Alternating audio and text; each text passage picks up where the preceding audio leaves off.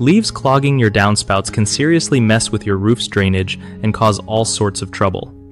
You gotta keep those downspouts clear, like on the regular, especially in fall when leaves are dropping nonstop.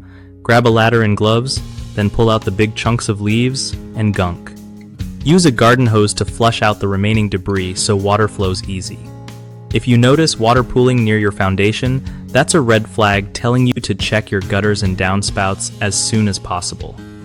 Installing gutter guards can help keep leaves out, but don't rely on them alone. They still need some cleaning now and then. Keep an eye on your gutters after storms because heavy rain can push leaves in and cause clogs.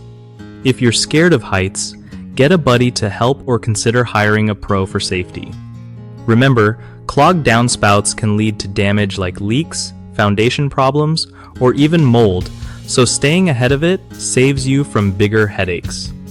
One of the biggest mistakes people make with clogged downspouts is waiting too long to clean them out, which leads to water overflow and damage to the roof and walls. The fix? Schedule cleanouts at least twice a year, ideally spring and fall. Another common issue is ignoring small blockages that slowly build up until they completely stop water flow. Keep an eye out for slow drainage or water dripping from odd spots and clear it quickly.